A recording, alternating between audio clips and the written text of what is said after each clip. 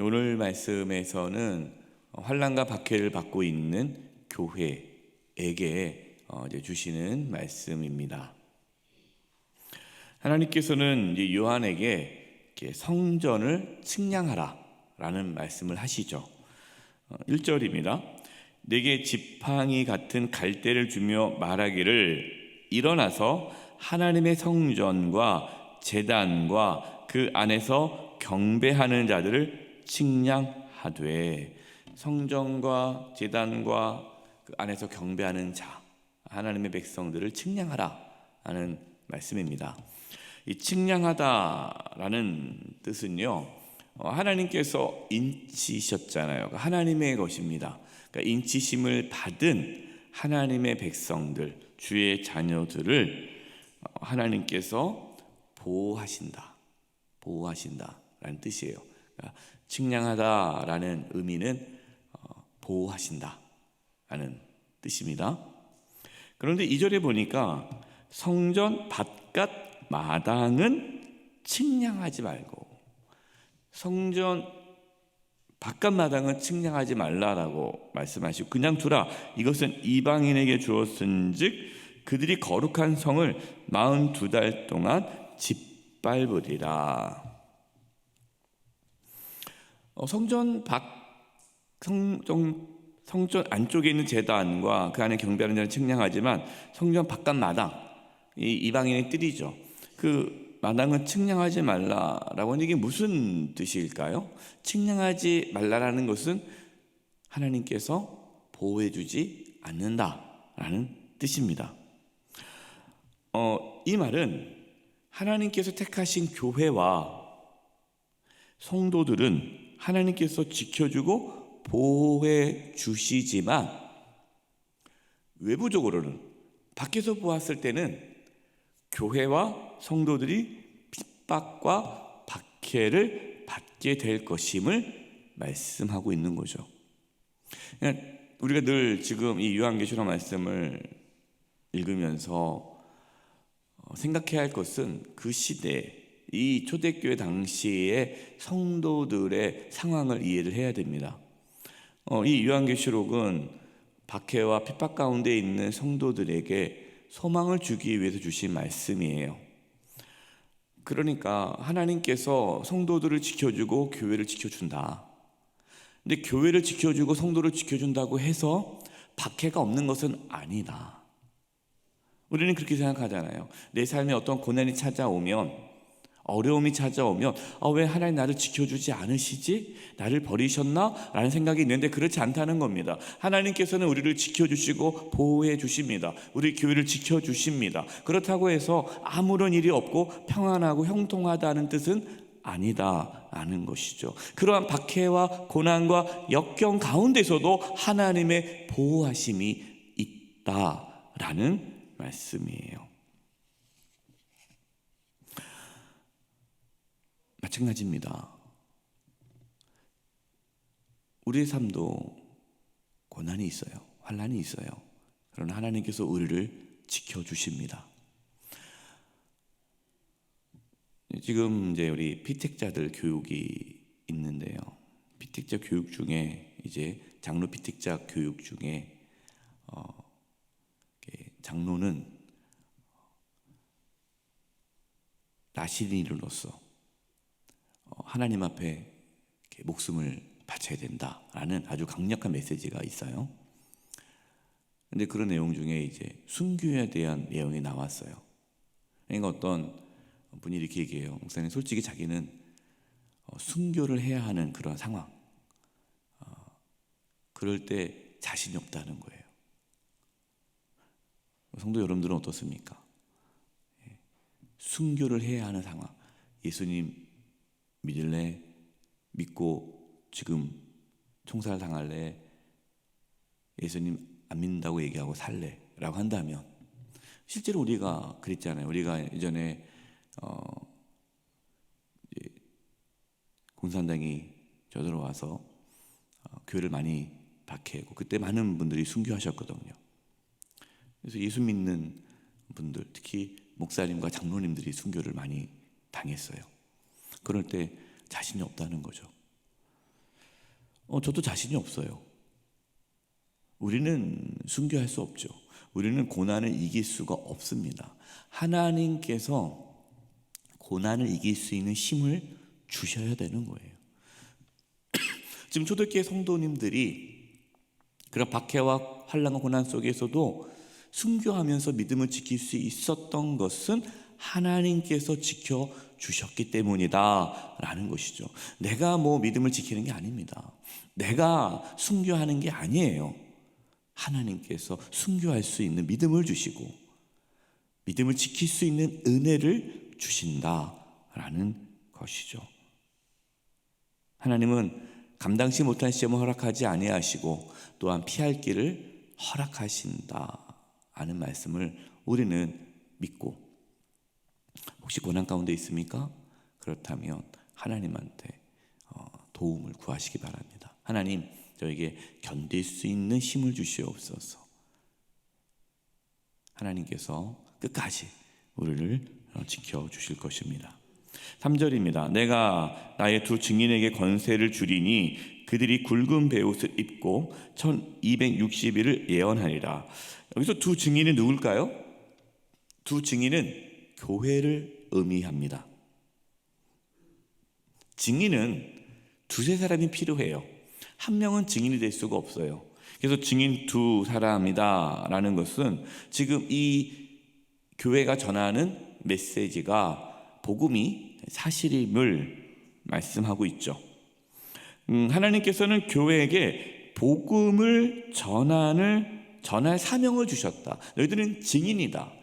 예수 그리스도의 증인, 부활의 증인이다.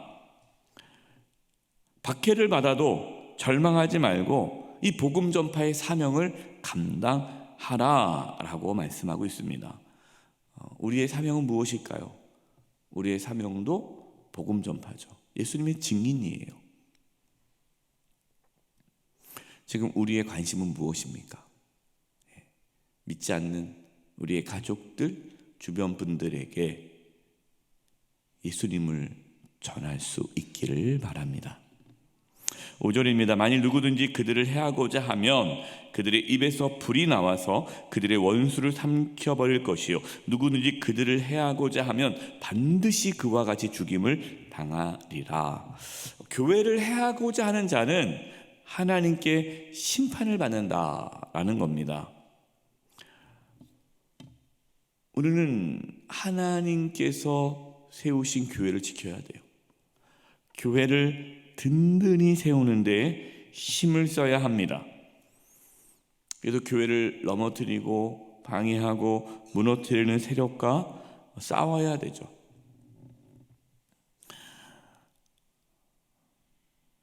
(6절입니다) 그들이 권능을 가지고 하늘을 닫아 그 예언하는 날 동안 비가 오지 못하게 하고 또 권능을 가지고 물을 피로 변하게 하고 아무 때든지 원하는 대로 여러 가지 재앙으로 땅을 치리로다. 그들이 교회죠. 교회가 권능을 가졌다라는 겁니다. 교회는 그 당시 이 초대교회의 교회는 세상의 권력 앞에 한없이 연약해 보이잖아요. 감옥에 끌려가고 사자밥이 되고 하지만 영적으로 보았을 때는 교회는 권능을 갖고 있다라는 말씀입니다. 그래서 교회는 하나님께서 주신 그 권세로 하나님 말씀을 담대히 선포해야 합니다. 교회가 목소리를 내는 것은 교회가 재정이 많아서 성도 수가 많아서가 아니에요. 착각하는 분들이 있더라고요. 한국 교회가 목소리를 내야 되는데 이제 기독교인들이 이 정도 많다. 우리가 기독교인이 이 정도 많으니까 우리의 목소리를 들으라. 그는 세상적인 생각인 것 같아요.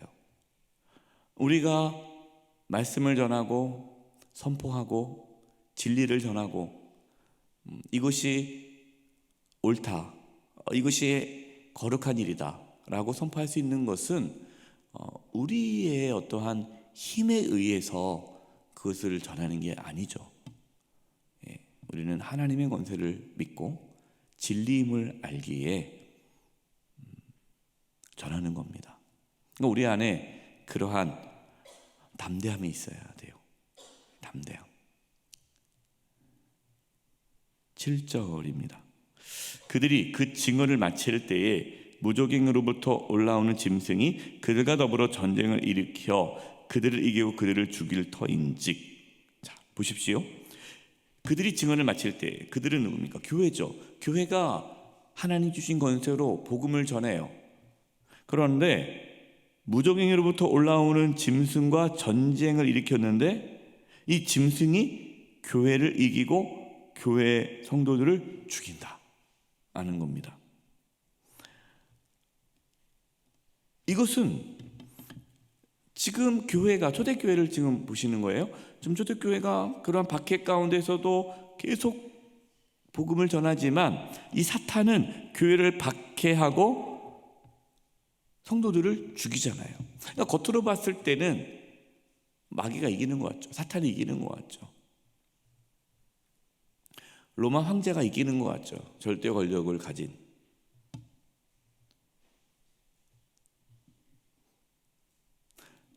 하지만 복음을 전하는 데 있어서는 순교자의 피가 필요함을 말씀하고 있는 거예요. 복음은 박해 없이 전해질 수가 없습니다. 그래서 초대교회 교부인 터툴리안이 유명한 이야기를 했죠. 용인에 이제 순교자 기념관에 가면은 거기에도 이제 이렇게 기록되어 있어요. 순교자의 피는 교회의 씨앗이다. 그 말을 했죠. 순교자의 피는 교회의 씨앗이다. 그러니까 교회가 자라나고 교회가 성장하는데 그 씨앗과 같은, 그러니까 순교자의 피가 없으면 교회는 세워질 수가 없다. 그 순교자의 피 위에 교회가 세워진다라는 거예요. 터툴리안이 초대교회 교부인데요. 이 터툴리안이 어떻게 예수님을 믿게 되었는가? 순교 앞에서 두려워하지 않고 담대하게 믿음의 길을 걸어가는 그 초대교회 성도들을 보면서 충격을 받은 거예요. 도대체 저들은 어떻게 죽음 앞에서도 저렇게 두려워하지 않고 저들이 믿는 부활의 예수님을 믿을 수 있을까? 야, 진짜 예수님이 부활했나 보다. 진짜 예수님이 살아계신가 보다. 그렇지 않고서 어떻게 저럴 수가 있는가? 터툴리안이 그 순교하는 성도들의 모습을 보고 회심해서 예수님 믿은 자예요. 그래서 그 당시 많은 사람들이 그 순교자, 초대교회 성도들의 그 죽음 앞에서도 의연하고 담대히 복음을 전하고 전혀 두려워하지 않는 그 모습, 순교자의 피를 보고 많은 사람들이 예수님을 믿게 되었죠. 이처럼 교회는 박해를 받을수록 복음이 더 왕성하게 전파되었습니다. 8절입니다. 그들의 시체가 큰 성길에 있으리니 그 성은 영적으로 하면 소돔이라고 하고 애굽이라고도 하니 곧 그들의 주께서 십자가에 못 박히신 곳이라. 그들의 시체는 누구의 시체요? 성도들의 시체가, 순교자의 그 시체죠. 근데 그곳이 주님께서 십자가에 못 박히신 곳이다라는 겁니다. 그러니까 교회 성도들은 예수님을 따라가니까 예수님께서 십자가에 못 박혔듯이 초대교회 성도들도 고난을 당하고 죽임을 당할 것을 말씀하고 있는 거예요. 그럼 언제까지 박해가 지속되느냐? 그 박해가 얼마 남지 않았다 하는 말씀을 하시죠. 11절입니다. 3일 반 후에 하나님께로부터 생기가 그들 속에 들어가매 그들이 발로 일어서니 구경하는 자들이 크게 두려워하더라. 하나님께서 순교한 성도들을 부활하게 하셔서 박해하는 자들을 두려워하게 하신다라는 것이죠.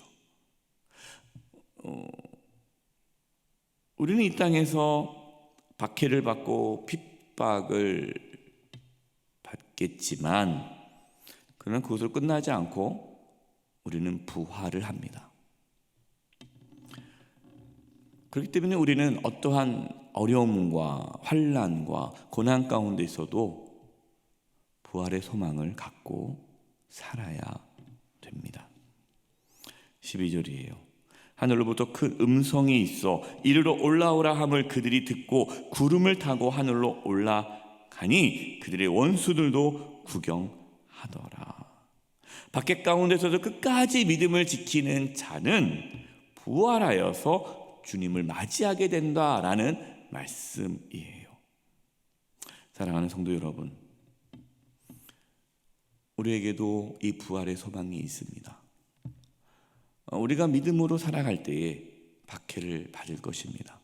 하나님의 뜻대로 살아갈 때에 어려움을 겪을 것입니다.